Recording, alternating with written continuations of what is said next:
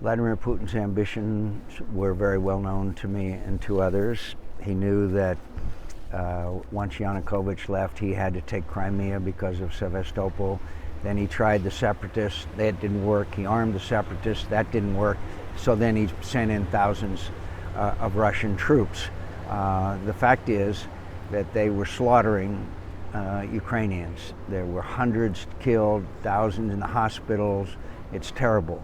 Poroshenko had no choice but to agree to a ceasefire. What is going to happen? I predict to you that it will be another step in Vladimir Putin's strategy to separate eastern Ukraine from Ukraine and perhaps a land bridge to Crimea. No, it's a very bad result. And again, we would not send weapons to the Ukrainians when they were begging for them.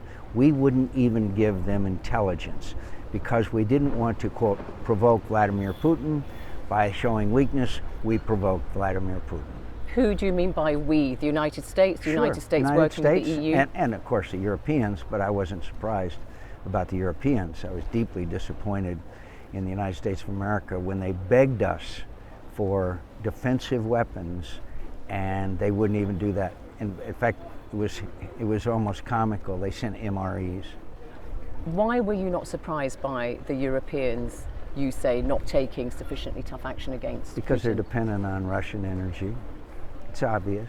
It was obvious. And the United States, it was obvious that we weren't going to assist them, and because they don't want to, quote, provoke Vladimir Putin. And there's nothing that provokes Vladimir Putin more than weakness. We have to understand that Vladimir Putin's ambitions are the restoration of the old Russian Empire. But he has never said, has he, that he wants eastern Ukraine to be incorporated into Russian territory? What he has said is, well, just a few days ago, he said, I could take Kiev in 2 weeks. But what he has said is that he wants Nova Russia, which is an old czarist phrase, which means he wants eastern Ukraine. He wants to make sure he keeps Crimea, and he would like to see, if he can get away with it, Moldova and the Baltics as well. That's what he wants to see restored. He cannot afford to see a free, democratic, prosperous Ukraine because the Russian people then would like to be like Ukraine.